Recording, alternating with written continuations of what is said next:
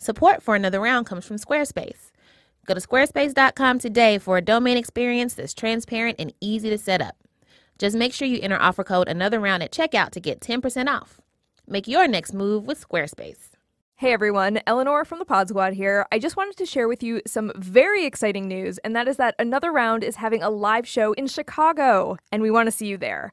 Join us on June 21st at Thalia Hall for a live taping of the podcast. It's going to be amazing. It's part of WBEZ's Podcast Passport series. And tickets go on sale on Friday, May 5th, and for more information, go to wbez.org/events. Hi, everyone. I'm Heben. I'm Tracy. And welcome to Another Round with Heben and Tracy. Yay! Bow, bow, bow.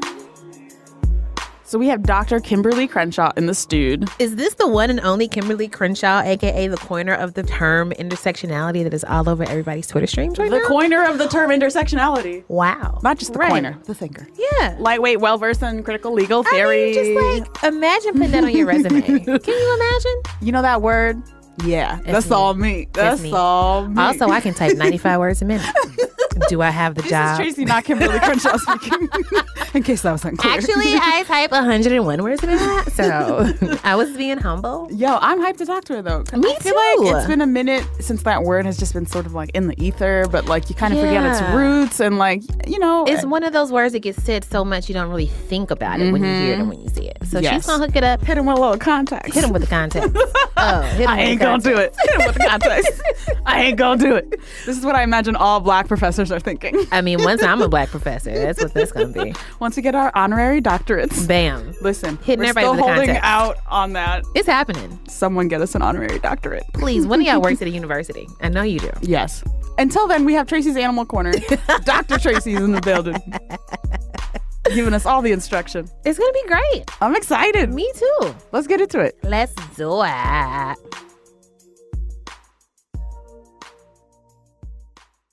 Heben, guess what? What up? It's time for Animal Corner. Guess what else? What? You have been being really unfair to bats. And listen, we've never had a conversation about bats, but I know this because the whole world is unfair to bats. Okay, yeah, because they look creepy. Okay, but let's start there. All right. Do they look creepy or are they actually adorable and you just haven't noticed? I think they're adorable. Let's weigh the options, I guess. Okay, imagine that you have a puppy. Imagine a puppy. Just Okay. Cute little teeny tiny puppy. excited. Okay, now shrink the puppy down to the size of your average bat. You lost me already. No. Okay. So it's a very small puppy. So imagine a tiny puppy in a Dracula costume. Okay. Adorable. He's so cute. What's he doing? Where's he going? Huh? Okay. Where'd he get the costume? Where did he get it from? How does it fit so perfectly? How much cuter would this tiny puppy in a Dracula uniform be if he could actually fly? Can you imagine? Okay. That'd be adorable. Heben, guess what? What? That's what the fuck a bat is. It's an adorable, teeny tiny little puppy in a Dracula costume. That's it. That's it. That's all a bat is. Okay, so here's the problem with bats. Bats need a better PR firm. They do. Because, listen, they are not being represented well at all. So you got They don't look great out here. Some of them don't look great. Okay. Some bats are actually super adorable. Not all bats. I regret nothing. Hashtag not all bats. It's true. It's necessary. And the thing is, like, when people think about bats, they think of, like, the weird things with, like, the little pig noses and, like, the weird bandy ears and the fangs and the biting of the people and You're shit. literally describing all the parts of a bat. You know, from its head down to its toes. No, how it makes it just curl up inside. I'm describing like half of a percentage of the population of bats. Did you know that according to the internet, I didn't, that there are over 1,200 species of bats? I genuinely did not know that. Bam! Okay, so many species means so much genetic diversity, which means that not every bat can be terrible and hideous and ugly and is trying to like bite your neck and like suck all your life force out. Sure. Yeah, you know, so there's that. Also, here's the thing. Bram Stoker, the dude who wrote Dracula, he really fucks everything up. Bats. You know how people of color feel about Christopher Columbus? Stop! I feel like that's how bats have to feel about Bram Stoker. Discovered. Right. Like, how you just gonna rewrite the whole thing that a bat could potentially be? You know? Also, let's talk about motherfucking patriarchy and toxic masculinity and how it involves bats. Because Bram Stoker I'm listening. wrote this really beautiful novel about this charming, sexy vampire who breaks into your shit at night and like seduces you and bites you on the neck, just like a vampire bat supposedly does. They don't even do that, by the way. But this man took the bat, right, and the symbol of the bat, and he was like, you know what? I'm going to use this animal to combat STDs and loose women. That's what Dracula's about, fam. That's what it's about. Listen, check it out. So Dracula is this like ghost, goblin, supernatural, whatever, like force is hard to resist, right? Okay. Preys on women. How many times have you heard about Dracula just sucking on some man's neck? Do men not bleed the same blood? Can that blood not keep Dracula alive? Of course it can. I never even thought about this. Listen, preys on women. I don't like it. And the way that Dracula turns another human into the undead, aka a vampire, how does he do it? He bites on the neck, right? And he sucks the blood. That's fluid transfer. When else does fluid transfer happen? During sex. Guess what happens when you have sex? STDs. Oh my God. Dracula is all about don't do it, because once the fluid transfers, you're going to get all kind of STDs and it's fucked up. Wow. Yeah. That's the function of Dracula, the story of Dracula. Now, of course, it was rooted in like actual like Nosferatu undead like lore from like what the is Carpathian. What is Nosferatu? It's a fancy vampire. I don't know. It's like a hipster vampire, probably. You know that actual Nosferatu. Can you imagine? Like, there's a vampire. It's like, oh my God. Ethiopian vampire. Nosferatu. Yeah, I think Nosferatu is just a vampire who's like really, really into like, you know, I was a vampire before it was cool. Oh my God. I was a vampire when it was just Nosferatu. So, Heben, I say all this to say that bats got swept up into Bram Stoker's whole don't have sex, loose women thing, because you're women and you're filthy. So you don't want to be a bat. I can't believe I never noticed that subtext. Bam. So how do we get to this from bats? Okay. So vampires, supposedly, according to lore, turn into bats and fly away. The bat is their true form, right? And this is because there is a bat known as a vampire bat. And yeah, it drinks blood. Fine. Whose blood? Livestock, not even people. Like, bats don't be attacking people like people think that bats attack people. Bats can barely see your ass, first of all. Yeah, I feel like that's a situation. That's a situation. Secondly, all they want to do is eat and mind their business. So, in the event that a bat comes near you, there's probably some mosquito that's trying to get. And in which case, isn't he doing you a favor? This is a good point. Let me get all these bugs and shit away from you. You don't want them. I got it. So, here are some facts about bats.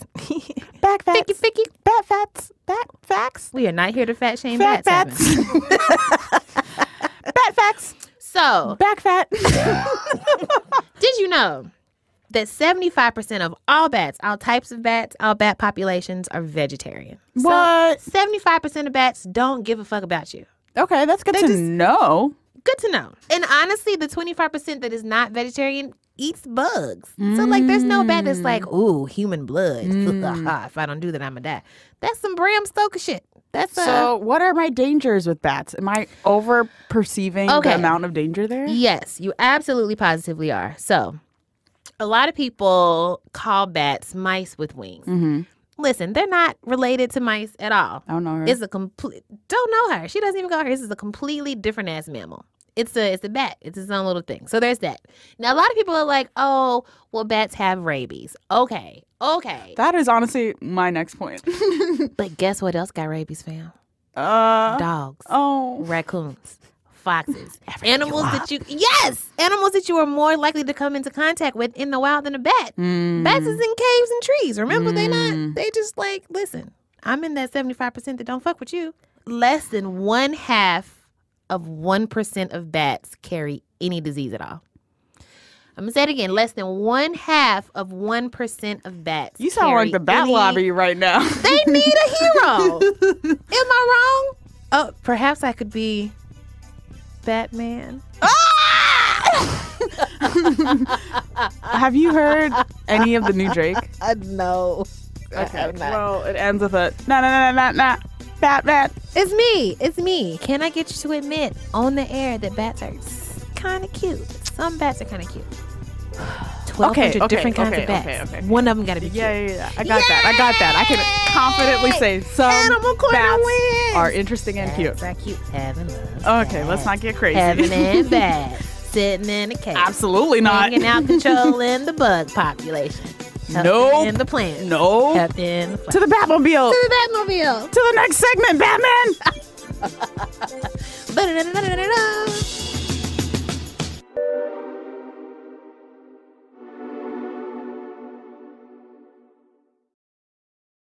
Support for Another Round comes from Dear White People, a new Netflix original series from Justin Simien based on his 2014 movie of the same name.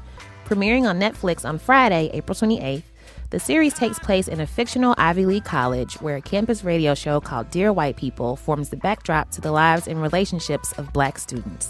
Which got me to thinking, what if I hosted a radio show? Hey, everybody. Welcome back to Dear Tracy Live. As always, I am your host, Tracy Clayton, here to solve your relationship troubles one call at a time. First up, we have Tommy from Brooklyn. Tommy, you're on the air with Tracy. What's up? So my family's extremely traditional. We're a Christian Nigerian family, and the person that I truly love is also Nigerian, but he's Muslim. And my parents are, totally against it. So I'm not sure if I should follow my heart or, follow my brain and just stay away from it. Oh, man. How old are you, Tommy? 21. Oh, baby. Sweet little precious angel child. You're too young to be going through so much. I know. Okay, so my instinct is to say, if you're a praying person, girl, pray about it. Sounds like you probably are. You can go old school and make a list of, the pros and cons and really just sit with it and breathe through it. Don't make a decision when you're upset or angry. Just make sure to take time and focus on you and what you need. And I really think that everything else is going to fall into place. That was so helpful. Thank you. Have a nice day. All right, Tommy, you too. Next on the line is Rod from Queens. Rod, you're live with Dear Tracy. Hey, this is my first time calling the show. I'm a big fan. I'm going on a first date. Mm-hmm. And I just basically want to know what is a creative and unique way to give the girl I'm going on a date with a good impression. Okay. A radical thing that you can do with a young lady on the first date that's completely out of the norm is listen to her. Okay, sounds good. I dig it, Tracy. All right, good luck out there. Thanks again to the new Netflix original series, Dear White People, for sponsoring this episode of Another Round. Created by Justin Simien, who wrote and directed the original movie, Dear White People begins streaming on Friday, April 28th. Only on Netflix. So, if you have ever talked about the phrase intersectionality before, fact is, you heard that from our next guest. Yes, and you didn't even know it. Yes, so we're very excited to be talking to Dr. Kimberlé Crenshaw today. Yay! Professor Crenshaw is a critical race and constitutional law professor, light flex. She's the founder of the African American Policy Forum and currently teaches at both Columbia and UCLA. We are actually drinking Hennessy. Yes, and we're drinking Hennessy because this is what Dr. Crenshaw herself prefers. She requested. Thank you and welcome. Yes, welcome. Happy to be here. Well, since we're all drinking, how about we start with the cheers? All right. I love it. To a fantastic conversation and just hanging out and being Black and wonderful. Cheers. Tune it up. Yes. So I don't mean to brag too much on ourselves, but we're pretty good at researching and Googling things and people. And We love a good Google. But you are a very mysterious lady because we were not able to find very much on your personal life. Right. Good. A lot about your scholarly work, of course. Yes, it stays that way. So it sounds like this is intentional, but we still just wanted to ask you a few getting to know you questions because we like to know who is in our stew drinking with us. Yeah. How would the people who know you best describe you? Let's see. All over the place, hard to be found. I love it already. Somebody had this Where's Waldo book, and they put Where's Kim on it. It's really, funny. So people are surprised when I actually pick up the phone. So it's like, okay, wow, that's new. I'm up all hours of the night. So Are you like a late night emailer? Yeah, yeah. So 2:00 in the morning, I'm sending stuff. Drives my staff crazy. They would say I run around a lot, and they would say I love to have good food. Ooh, I love that. So you made a mention of Canton, Ohio, where you were born and raised. I feel like I also partly identify as a Midwesterner because I'm from Louisville. Oh. Which is like Southern and My Midwestern. grandma was from Louisville. Oh my God, we're cousins. Yes. Anna Williams. My Yep. grandmother was a Williams. Oh, well, all the It's got to be the only one, you know? I feel like, especially here on the East Coast, people like to talk about the Midwest as if it's like some, just like an unfortunate hunk of land that people were too dumb to move out of, right? And it's just like, come on. especially that. So what was growing up in the Midwest like for you? It was and still is. I still have my family home there. I still go home all the time. Yes. It was really comfortable place. It was economically and racially segregated. So we were the second Black family to move in the neighborhood. And I remember standing outside like, okay, who's going to come play, right? And I would say it was almost like a horror movie because it felt like the neighborhood was suddenly abandoned. Yeah. And you would get a feeling that people were peering out of their windows, but, people are looking at you, but you can't see them. And you look and they close the curtain real fast, like, who lives here? Where are they? So, we experienced, I guess, racial segregation Midwestern style. It's politer, but it's every bit as real. And at the same time, we were fairly comfortable in, as white people moved out, Black people moved in. I was, from my perspective, more people to play with. It's all good. And so in that space, we were the village. The idea it takes a village to raise a kid. So truly, if I was 2 blocks away or 10 blocks away, if I did something, by the time I got home, my parents would hear about it. That was the original Twitter. We're going to ask a question that you probably get asked in every interview that you do. I feel like it's a little unavoidable. Okay. And I feel that way because the term intersectionality feels like something that has always existed since I was born. But clearly it didn't exist the entire time because someone, i.e. you, had to coin it. What's the story behind it? How did you come to give birth to the phrase that now everybody tweets every other second on Twitter? Yeah. Making stuff up, Yes. That's the other thing people would say about me. Like when you go over to play her house, she always has some kind of new game, something to try out. Right? Yes, those are the best friends. And so basically when I started writing, a lot of the ways that I think about things just kind of transferred over to the intellectual work. So I'm a person that thinks in terms of metaphors, drawings. Like if you were to see when I'm trying to work something out, there's all kinds of arrows and stuff like that. So that's how I can remember what I'm thinking. I'll draw a picture and the picture will tell me what it was that I was trying to work out. So that's just sort of the platform around my thinking. The specific context was that, I was a young law professor. I'd been trying to think through questions about how race and gender come together in the law for a couple of years. I've been part of a radical group of mainly white law professors, had worked with white women who were radical feminists and had begun to organize people of color in a radical formation of lawyers and law professors of color. So there were all these different kind of frames, but many times they just didn't come together. You'd have one conversation with one group and another conversation with another group. And I had the sense that there was something missing. And so when I finally started reading some law cases about Black women making anti-discrimination claims against employers, that was what showed me what was missing. So a lot of times, this comes from the Midwest as well, where a large number of African Americans towards the latter half of the 20th century got jobs in auto manufacturing plants. But auto manufacturing is a segregated production. There are Black jobs And there are white jobs. The black jobs are usually the heavy jobs, the dangerous jobs, those. And the white jobs are, further down the process or in the office or something like that. So it's race segregated. Then there are gender jobs, right? Yeah. So there is, if you're a guy, labor. If you're a woman, you get to work in the front office. Problem was that the women's jobs weren't for black people. They're for cute little white women, Right. Who are little welcoming and secretaries. Exactly. professional. Yeah. And the black jobs weren't for women. So Emma DeGraffenreid was a black woman from St. Louis who said, look, I'm being discriminated against on the basis of race and gender. Obviously, I can't take the jobs that white women get, and I can't take the jobs black men get. And the courts just said, no, you can't prove race discrimination because we actually hire black men. And you can't prove gender discrimination because we hire white women.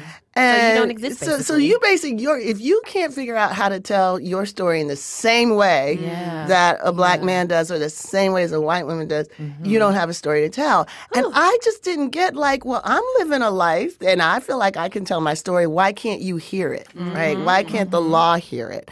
So intersectionality was just a way of trying to use a common metaphor to explain to people who couldn't hear our story in a way that, they could say, okay, I get it now. I see what happens when a race policy is coming down this way and a gender policy is coming down this way, and you happen to be both a woman and a black person. You're standing right there, wham! It's just that simple. And, right, so it's a big word, but it's a common metaphor, and I wanted to make it simple. Oh man, that's like one of those word problems that you always have to do in like middle school. It's like if racism is leaving Seattle at 12:01 a.m.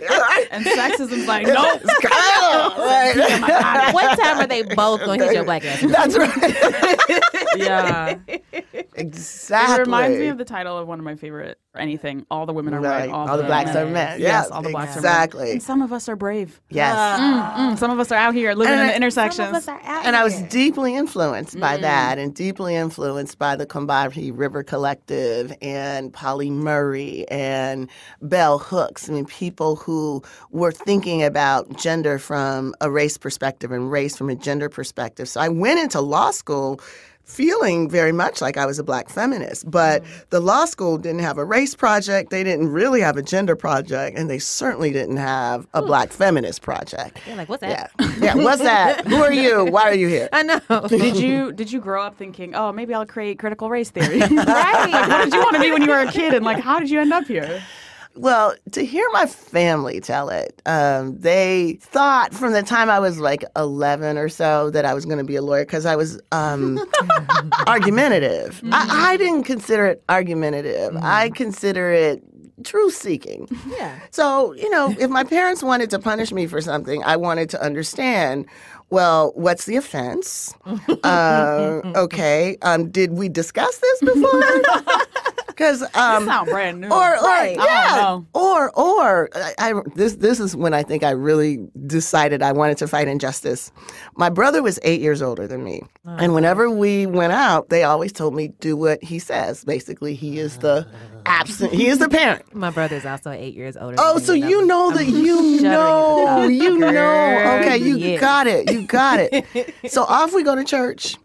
And my brother decided on this day that we were going to leave church early. And I was like, are you sure we're going to do it? Right. Not only were we going to leave church early, we were going to take the money for collection. Oh, no. And go buy candy. Oh, no. And I'm like, really? Did you in trouble with your mama and Jesus? See, my idea is, you tell me to follow him, I'm following the rule. Yeah. The primary rule. I did as I was told. Not another rule. But my parents, who decided late to go to church that day and got there and we weren't there, were on. Whoa, they were so mad, right? So we just having a good time.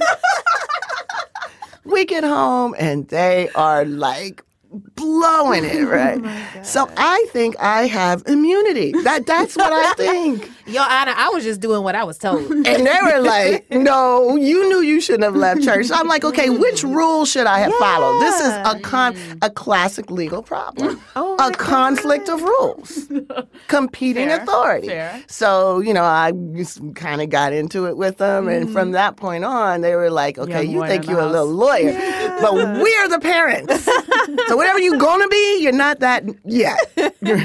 So wait, were you exonerated in this case? I think I did not get the whooping that I would have gotten. I mean, and I heard them kind of giggling about it afterwards, but they had a straight face, we are the parents.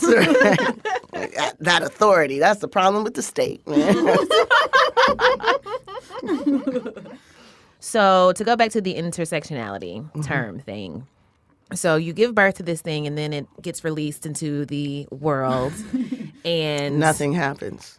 What do you mean? For years. It's true. This is true. Yeah. In fact, I looked up, I searched the just like Google Trends for intersectionality.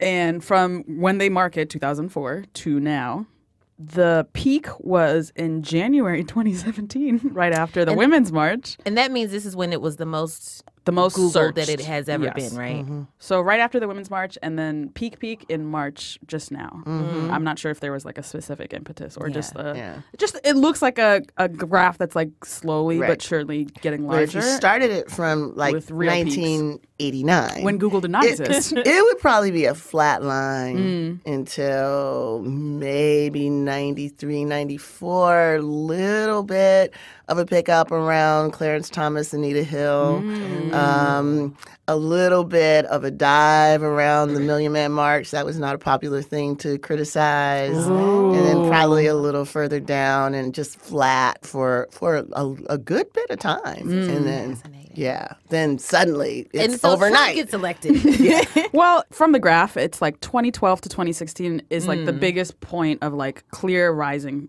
trend. Yeah. And then it's some clear peaks from some clear November 2016. Wow. January 2017. What was it like to watch the term blow up?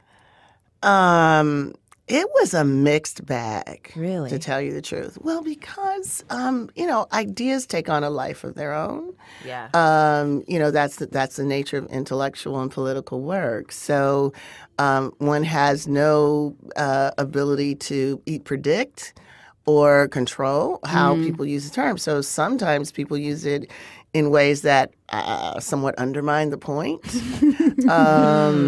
And then other people who are frustrated about that don't necessarily direct their frustration to the people who are using it in a problematic way. It goes all the way back to me sometimes. Oh, wow. And that's tough, right? Yeah. Because you don't want to be fighting every criticism, even though frequently you get called out for it. And then, the field is huge. There are a lot of people who write about intersectionality, but when people want to criticize it, they tend to criticize one person. About 2 or 3 weeks ago, Andrew Sullivan wrote a piece called "Is Intersectionality a Religion?" A religion. So that was like a craze. I was like, man, maybe I should have done that. But anyway. That was like mega church of intersectionality, right? So that was something. And then my former law professor, Alan Dershowitz, wrote a piece about 10 days ago basically saying intersectionality was anti-Semitic. So, you got I saw that and I didn't know what to make of it. I'm really more interested in what it enables. Does the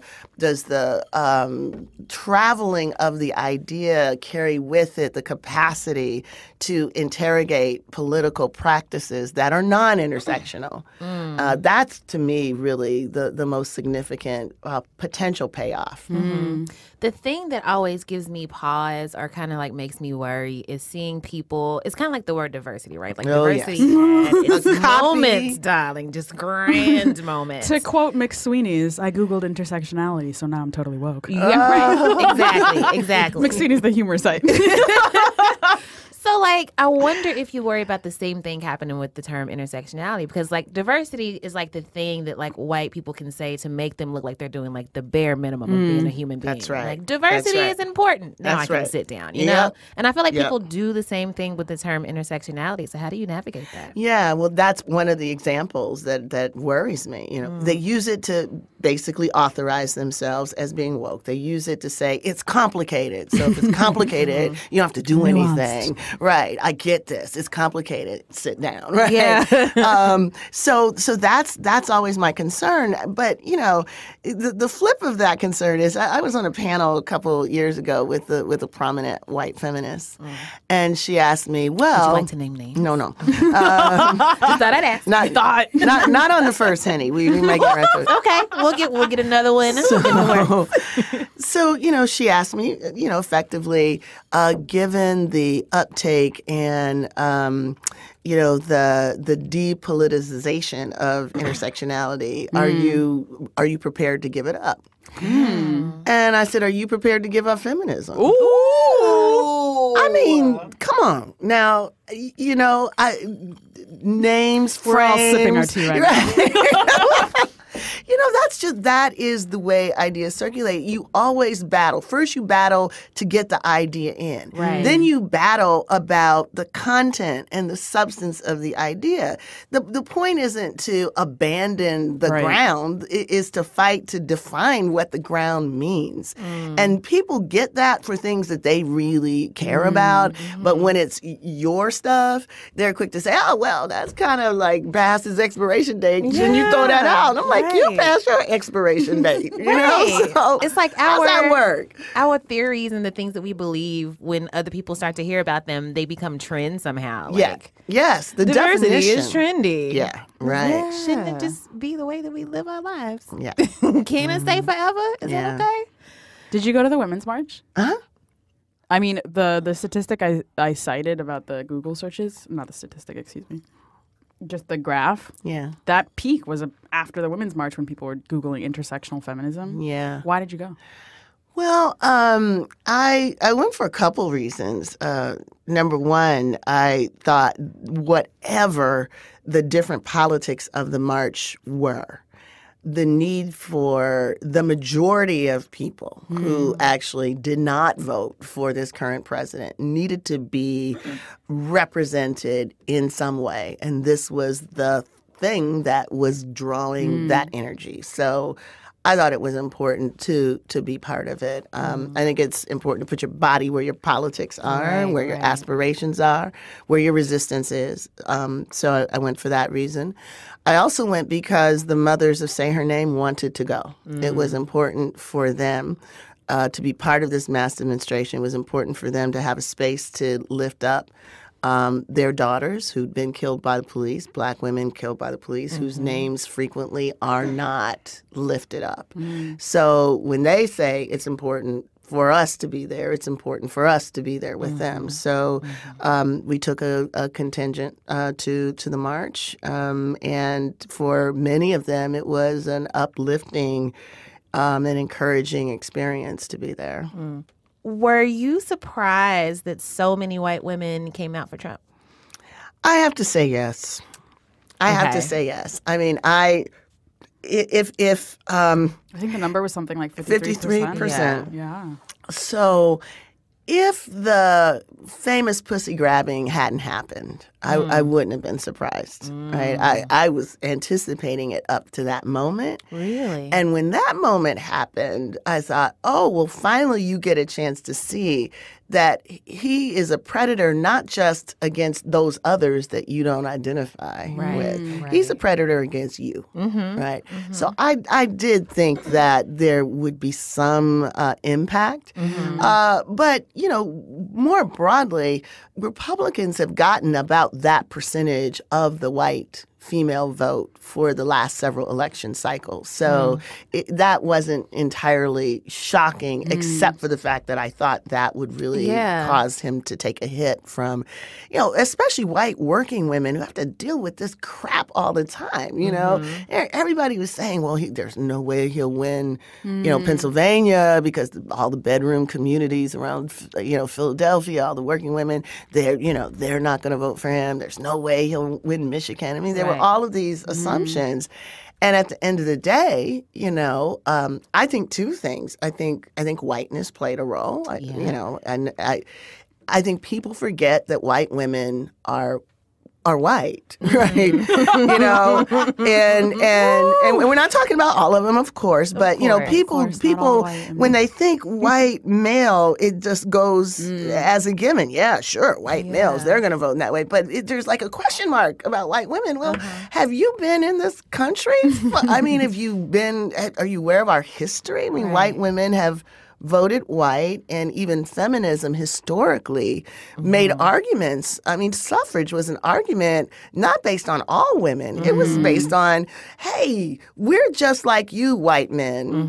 How could you deny us the right to vote and give it to the great unwashed and unclean, right? These black men. So it's not new that whiteness is sort of an organizing principle for white women's politics. I just thought maybe this might be a moment where they break off a piece for something different. You thought. I thought. We all thought. Something that I've been thinking about recently, both because I watch a large amount of reality TV that's like set in prisons, like Lock Up and stuff like that.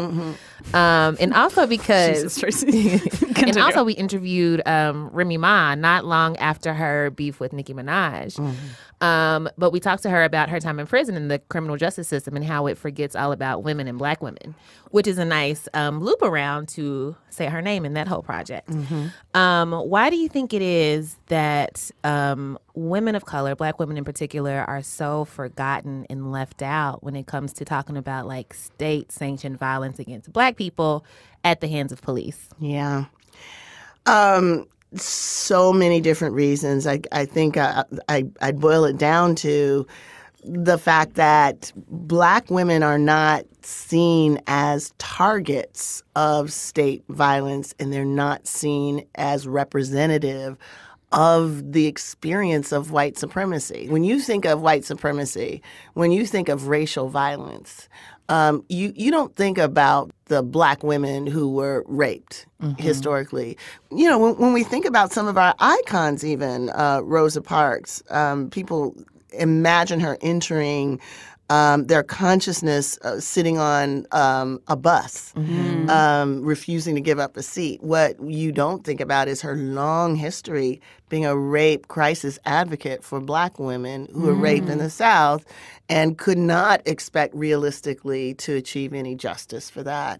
So, historically, the way racism has played out in black women's lives just has not been remembered. There's been an intentional forgetting from one epoch to the next. I mean, that's just part of the history. So as a consequence, when we get to a modern period, we have for so long thought about racist violence against black male bodies that we actually think that it doesn't happen to black women and girls. I'll give you a case in point. So we all were mobilized around the tragedy of Trayvon Martin. The idea that he could effectively be lynched by an individual, and then that individual is acquitted for it. Right? That we will remember that for 100 years, just like Emmett Till is remembered now 60 years later. It was mobilizing. It was galvanizing. Everybody was like, I am Trayvon, because we realize that being black in this society makes you vulnerable to all sorts of random forms of violence. And that's important. Many people don't know the name LaTasha Harlins, who was a 15-year-old black girl who was killed by a Korean shopkeeper, shot in the back of the head 2 weeks before the huge uprising in Los Angeles in the 90s, right? Now, those are very similar cases. And the shopkeeper, although convicted, only got community service, right? So the price of that child's life was basically 500 hours of community service. Now, these are two instances in which white supremacy played out, both in the taking of the life and the justification for the taking of the life. Right. One we remember, it will go down in history. The other one we don't. Those are just two examples we know about. So if you multiply that over history and you multiply that across the entire criminal injustice enterprise, the number of moments that Black women have experienced these consequences are just so completely marginalized. So when things happen, when Black women get killed by the police, when Michelle Cusseau is shot through the heart because the police officer said the look on her face made him feel that he was in danger. When Natasha McKenna is in a jail cell and 6 white police officers in hazmat uniforms go in to extract her. She comes out nude. They taser her 4 times. They strap her to a chair. They put a hood on her. They basically lynch her as well. That's on the internet. People can see that. The fact that that does not generate the kind of outrage and protest is, I think, a message that people just don't know where to put this kind of violence that gets meted out against Black women. So Say Her Name is basically a call, not just to say their name, but to witness what happens to Black women. You can't say their name if you don't know what has happened. It's not just going to show up. You're going to have to look for it because the frames have not been capacious enough to hold the way that Black women experience white supremacy. Whew. That was a read right there. It was. A sermon, a gospel, all of the above. What kind of pushback has the Say Her Name movement gotten? And who does that pushback come from? Ooh, a look was just given. Let me have and another a sip was just taken. Listen, do we need to get the rest of the bottle? We can do that. Henny, talk to me now. Well, when we first started it, we were at one of the Eric Garner protests here in New York. And we prepared a long banner that had about 12 pictures of Black women who had been killed by the police. And, our notion was we were marching with everyone else against police violence. So we were in the march. But we noticed, there are the march, chants, we're shutting it down for Mike Brown, these cops have got to go. I have a few that I really like. And so people would, be marching and they'd say the names. And so we would try a few chants and we'd put a woman's name in. And it would just go, people just, it was like, are we supposed to be saying that, right?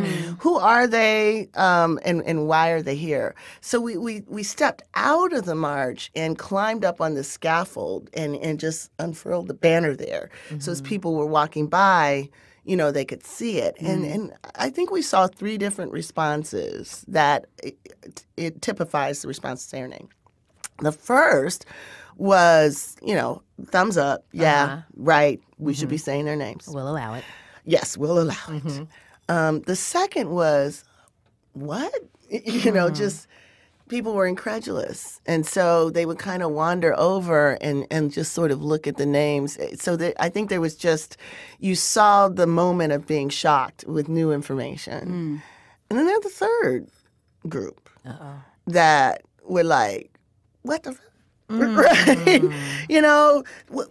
Where are the men's names? Where are the men's names? And we would say, men's names are on every other poster here. I mean, 70, 80,000 people are marching, and they know the men's names. They know Eric Garner. They know Tamir Rice. Right. They know Mike Brown. They don't know Michelle Cusseau or Tanisha Anderson. So this is an integration. This isn't a zero-sum game. That's not what this is. But that kind of resistance, I think, typifies the way in which many people see our brothers as the quintessential subject of racial oppression. And we're kind of downstream. Everywhere, the centering of patriarchy plays out in our movement. So it's not surprising that, Say Her Name would generate some of that response. Just as women's names, cis women's names, are silenced and erased from this larger movement, things are twice, 3 times, 4 times as bad in the trans community. And we notice that you always seem to make what feels like a very deliberate point to include the trans community in all the activism that you do. And I mean, we can tell just by scrolling through our Twitter timelines that is rare, unfortunately. Is this something that you see as one day not being so fucking terrible? I think all of our activism is shaped around the hope that one day it will not be so terrible. And I think it's also shaped around the idea that it becomes commonplace to articulate a vision of inclusion that does not have to articulate itself as such, right? So when we do the names, one of the things we do everywhere we go is we tell everybody to stand up. When they hear a name they don't recognize, sit down. I give like 5 names of African-American men. Virtually no one sits down. I give 5 names of women killed by the police. And by the third one, most people are seated. And in that list, I make a point to include women who are cis and trans, women who had mental disabilities, women who were poor. The idea being that the vulnerability to state violence crosses all of our internal differences. So I try to include all of them, not foreground any and not marginalize any. I think if we can get to a point in which our practice is one in which we recognize that women who are killed by the police include all kinds of vulnerabilities, not just some, all of them. That's my sense of what the goal of a more inclusive Black feminist practice looks like. So we've already been having a blast. We're going to turn the fun up a little bit. So this is a segment that we call Pew Pew Pew. So these are finger guns. Finger guns. Because it's Rapid a fire. Uh-oh. question segment. Do you know I'm a law professor? we don't do anything rapid. Nothing rapid. Well, you guys have to understand. Well, the good news is that this is rarely actually rapid fire. Okay, so we understand that you are a Prince fan. What is your favorite Prince song? The first one that I heard when I thought he was going to be my boyfriend. Oh. I want to be your lover. All the way back. Oh, did you ever write fan letters to Prince? No, I didn't. Me and Prince, we had a contested relationship. Did you? Tell me about this contested relationship. So I was on my way to Minneapolis when the word came out that he had died. So like you just happened to be on your way? I happened to be on my way. I would like to say yes, I went, but no, I was en route. And so as soon as I got there, I went straight, to Paisley Park and was, with hundreds of people who were just still like zombies. Everybody was in a daze. It took me a long time to really, get over that. But yeah, I remember going to see Purple Rain. And, this was a time where, there was like one Black movie every 2 years, right? And if you wanted to see Black women, you had to go to movies about Black men. Yeah. Ugh. And I remember that's like the first time when I realized that, okay, I might not see Black women in movies about Black men. And it was just sort of a little chink in the heart, like, okay, we're not really always going to be in this together. Okay, I'm going to have to take it in and be okay with that, right? But it was a signal of a new moment about what sort of racial solidarity was going to look like for the future. Well, every good relationship has its ups and It downs. sure does. I'm sure that your love. And I still was crying at the funerals. Like. So this next question might be a little weird. Let's say that you had a printer that printed real money. Okay. You could print as much money as you wanted in any denomination for as long as you were in possession of this printer. Sounds almost too good to be true. Well, but the catch is, in order to have and own and use this printer, You have to. And for our listeners who cannot see, you have a beautiful head of gorgeous locks. But the catch is you have to live the rest of your life completely bald except for exactly one lock right here in the front. You can't cover it with anything. You can't cut it off. You can't wear a wig. You can't wear a hat or a turban. It's just the there. one lock. It's just there. We in it. Do you accept the printer? Absolutely. Really? No question. I mean, well, yeah, I guess I No would too. question. Yeah, it's an easy yes for me. You look so crazy. No, girl. I was, well, That's what I asked her you for. were just You can't wear a hat. You can't cover it up. You just gotta live your life with one lock just is one in the front. one lock is cute. Oh, I don't know. Oh, you changed your mind? Cute. You can wear hats. Why can't you wear hats for some reason in this scenario? It's a condition of having the printer. You just cannot cover it up. I don't know. I got a big head, Joe. All the money in the world. Yeah. Your head's not that big. Okay. You'd have enough money that you could hire people to be with you who have heads 10 times your size, what? and Yeah, yours that's would look true. small in comparison. I look great. I don't know what Check y'all out the talking posse. Listen. Look at this. That's real. Just hang out with people with a very big old head. Just hired 10 Ethiopians with big ass foreheads. 5 heads, as we say. Yo, you got enough, babe. I got some 5 you heads can in do my anything. family. You're right. I'm sleeping on this money. What am I doing? So you are also a big fan of a one Miss Beyonce. Everyone is, of course. Favorite album, Beyonce or Lemonade? Favorite visual album, I should say. Lemonade. Yeah? Mm-hmm. What about Lemonade? puts Where it were over you?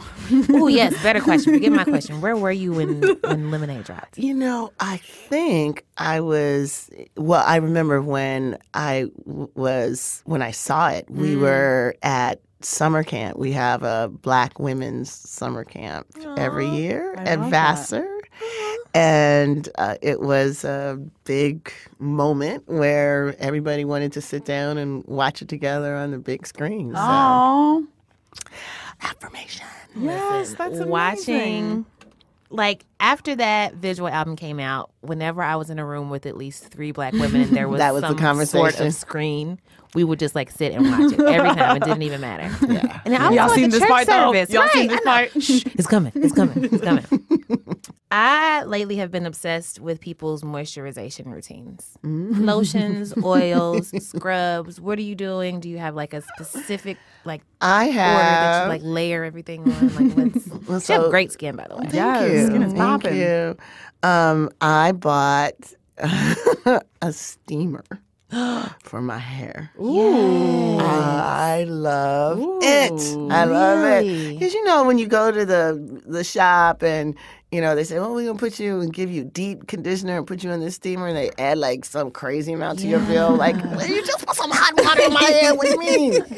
So I'm going to take one of those bills and I'm just going to buy my own steamer. And then what I really love now, like when I started my locks, there was no like how to do it on the Yeah, the internet. natural hair movement. Was Oh not man, a I movement. love like I need a new style today, and I just go and look on it. It's like amazing. So now I learned that I can make my own conditioner. So I get my little blender and I'm throwing in some avocado and I love it. coconut oil, and Yes. it's like being a kid playing in your food and putting it all over my hair. I love this so It's much. fun. Oh my gosh, Dr. Crenshaw, this has been a blast It's been and a fun. half. Please come back and drink Hennessy with us anytime. In Please or out of invite the me studio, back. honestly. Yes. Yes, that works for me.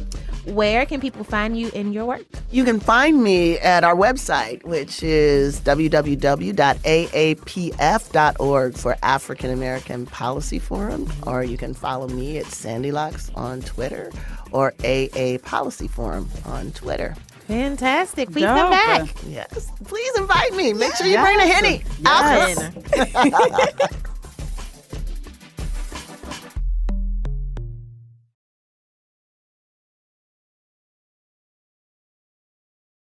Hey, Heaven, guess what? What up?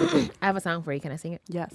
Baby, come through. You deserve a round tonight. I've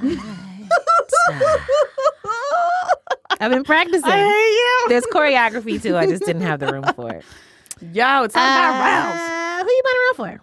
I'm here to buy around for a documentary that is not as severe as the last one I recommended. Thank God, because me and Nicole watched Tickled the other night, and we were like, this is so uncomfortable. Everyone keeps tweeting me about Tickled. I apologize. But did it not live up to the hype, though? It did. It did. It exactly. Did. Unfortunately. You on the edge of your seat. Exactly. Okay, what this documentary are you going to ruin our lives with this week? Okay. This is called Twinsters. Oh, I've seen that on Netflix. I haven't watched it, though. So Twinsters is really cute 2015 documentary about a Korean-American girl. She was born in Korea, adopted, and she's an LA actress, and she's just sort of trying to make it in it. You know, LA struggle. Right. Her friend sends her like a photo of someone's like YouTube page, and she's like, "This girl looks like mad like you. Like, what's good? What's this? What's happening?" No. And it's like none of the anxiety of Tickled. No, it's a really fun, light, one story documentary where like the whole thing is just the story of them meeting. They like friend each other on Facebook. They're like, oh my God, do I have another sister? Is this a long lost sister? Oh shit. They both ended up being adopted from Korea, and they realized they had the same birthday. This is all within like 15 minutes of the movie. Okay. So the whole this isn't a story, spoiler. yeah, Okay. there's no spoiler. The whole story is like, I just found it so charming to see that sort of like perennial sister bond, even if like you didn't grow up together, but like you just kind of have this whole thing. And Twinsters is good in that. I don't know. Sometimes twin stuff kind of creeps me out. Yeah, when And I'm sure they're used to have that. their own language. Yeah. It's just like Oh, I'd be freaked out if it's a my little kids were severe. talking to each other and I couldn't understand Right? them. Y'all got to stop, or y'all got to get out of my house. But it's Cannot so continue. cute, and it's just so heartwarming, and they just want to like learn about each other, and they're like, oh my God, I have a sister. This kind of stresses me out. Oh no, it's so fun. It's cute. I believe you. It was cute, warm. If you love you, a sister bond, a sister girl bond. Aw, sister girl bond. Yes. That sounds like a failed government financial program. Sister girl bonds. Nobody bought them. Nobody but black grandmas. Oh, Here, baby. I got bonds you for a the worst sister war girl ever. bond. I know. I might check it out. I might. all right. Who All you right. buying around for, Trace? I am buying around for a song that I forgot exists Ooh. until a couple days ago. That smile on your face. Yeah, I'm so excited. I rediscovered it while I was in the shower. And I was like, what songs did I used to love to sing in the shower more than anything? And I was transported back to college where me and my roommate and best friend, Brittany, our junior year, we shared a dorm room, right? So it was us in one room on one side. We shared a bathroom with these two girls who like played soccer or some shit at college. They were white because we were only black people there. And like we used to end up showering at the same time together, and we'd be like, okay, what do you want to sing? And like neither of us could sing. So we're just like, But one of the best performances. Wait, so there were two showers in the There were two showers in the So bathroom. you would sing together at Yes. the same time? She would be in one shower. I'm my in the other God. shower. Yes. We was trying to harmonize. Oh! Did not do a good job. But the best songs for this were a cappella, like girl group songs. And I feel like everybody should know that one of the best a cappella girl group songs is a song called Tonight by Escape. Do you remember the song? Ooh, wait, no, tell me more. Oh my gosh, 1993. So Escape, of course, is the group that brought us Escape. X and Escape. Such jams as Just Kicking It, Kick Off Your Yes. Shoes and Relax Your Feet. I was a weird kid, so I would say kick off your feet and relax your ankles. It Oh, was just odd. I love that. And of course, in the group was Candy Burris, who is now a superstar of Real Housewives of Atlanta. And there's Tiny, who went on to marry T.I. and birth all of his kids. Whoa, I'm just putting that together. Yeah, she was in the group as well. I didn't know she actually did a thing. Yeah, she did a thing for a bad while. She did a thing, then she married T.I. Then she did a reality show thing. But so I want to try to describe the song before it comes on. So it's completely a cappella. The group had like, 4 or 5 people in it. So there's all kinds of just like somebody hitting this note, somebody hitting that note, then somebody's coming in and the woo-hoo-ha with the... It's a lot. It's very theatric and dramatic, right? I just love the idea of you and a girl in a separate shower Listen, coordinating with 2 girls trying to do 4-part harmony when they cannot sing at all. Oh, I was love that. crazy. But the crazy thing was, like, we got a compliment once, and they were like, what was that song you were singing in the shower? And we was like, who? Oh, no. They were like, you was so great. I couldn't tell if they were being, like, serious or not. I was like, don't play me. They have not heard a play good me note in a minute. They don't know.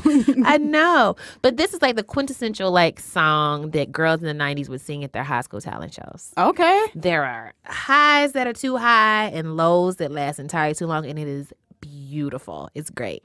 So the song starts out very like calm and serene. There's some ooh going on. Okay. And then like by the middle of the song, everybody's just tonight. It's so loud. It's just screaming, and I love it so much. Okay.